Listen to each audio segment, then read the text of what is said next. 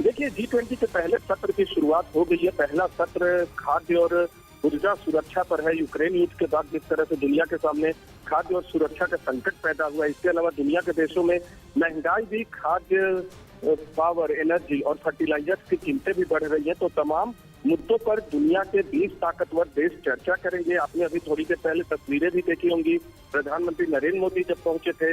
इसके अलावा Joe Biden से भी उनकी अनौपचारिक तौर पर बातचीत हुई। जब तमाम दुनिया के ताकतवर देश के नेता एक मंच पर पहुंचते हैं तो एक मौका होता है।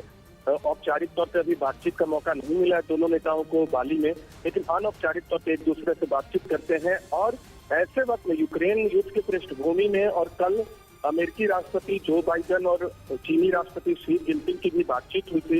इस पृष्ठभूमि में G20 का सम्मेलन हो रहा है। 3 वर्किंग सत्र है। आज 2 सत्र में 2 मुद्दों पर चर्चा होगी। पहला ऊर्जा और खाद्य सुरक्षा, दूसरा स्वास्थ्य के मुद्दे पे। कोरोना के बाद बाली को भी उम्मीद है कि वो अपनी अर्थव्यवस्था की रिकवरी करेंगे, लेकिन दुनिया कैसे कोरोना के बाद अपनी रिकवरी करे, क्योंकि इस बार का तो मोटो ही है रिकवरी के नाम पर, रिकवरी के आधार पे संदेश का पूरा थीम है इंडोनेशिया के सम्मेलन का। और अगले साल जब भारत इस बैठक का आयोजन करेगा तो तब भी दुनिया के सामने रिकवरी यानी अर्थव्यवस्था को मजबूत करने की चुनौती होगी। लेकिन इसमें तमाम 20 ताकतवर देशों के नेता मौजूद हैं। इस में खाद्य और ऊर्जा संकट पर चर्चा हो रही है। इसके बाद लंच का कार्यक्रम है और दोपहर बाद, जो भारतीय समय के मुताबिक अगर बात करें तो दोपहर से पहले, लेकिन इंडोनेशिया के समय के मुताबिक दोपहर के बाद स्वास्थ्य के मुद्दे पर चर्चा होगी। इसके बाद शाम को 5 बजे प्रधानमंत्री नरेंद्र मोदी स्थानीय वक्त के मुताबिक भारतीय समुदाय के लोगों से मिलने भेज रहा होगा।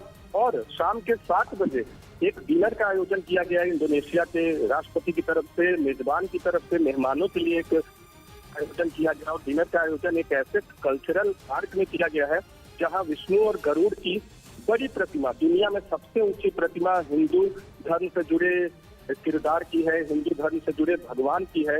उस प्रतिमा और उस पार्क में वहां एक डिनर का आयोजन किया गया है, कल्चरल इवेंट का आयोजन किया गया है। न्यूज 18 इंडिया के दर्शकों को बता दें, जो कि देश का नंबर 1 न्यूज चैनल है, बाली हिंदू बहुल एक द्वीप है इंडोनेशिया का। भले ही इंडोनेशिया मुस्लिम बहुल देश हो, लेकिन बाली जो है इंडोनेशिया का हिंदू बहुल द्वीप है।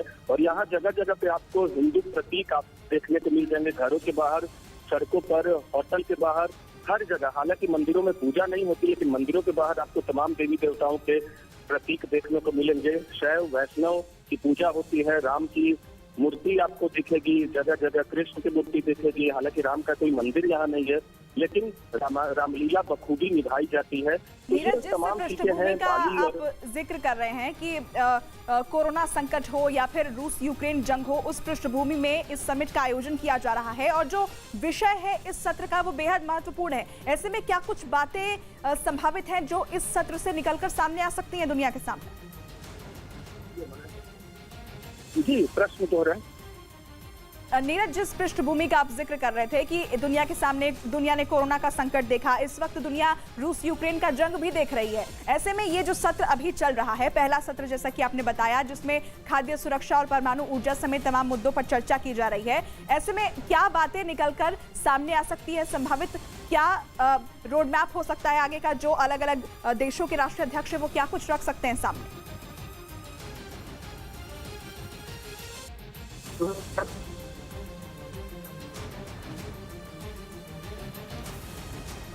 तो नीरज का हम रुख करेंगे, लेकिन तस्वीरें हम आपको दिखा देते हैं। G20 समिट का आयोजन हो रहा है, आगाज हो चुका है और इस वक्त आपकी टेलीविजन स्क्रीन पर अलग अलग तस्वीरों के जरिए आप देख सकते हैं क्यों ये जो दौरा है प्रधानमंत्री नरेंद्र मोदी का, इंडोनेशिया के बाली का दौरा क्यों खास हो जाता है? क्योंकि युद्ध के बीच एक मंच पर तमाम महाशक्तियां जुट रही हैं। विश्व के सामने कई ऐसी चुनौतियां हैं जिस पर भारत का रुख क्या है ये जानना भी अहम है। और 1 दिसंबर से भारत जब G20 की अध्यक्षता करने जा रहा है अगले 1 साल के लिए, ऐसे में बड़े नेताओं के साथ प्रधानमंत्री नरेंद्र मोदी की यह मुलाकात, क्या कुछ बातें सामने रखी जाएंगी, ये बेहद महत्वपूर्ण हो जाता है।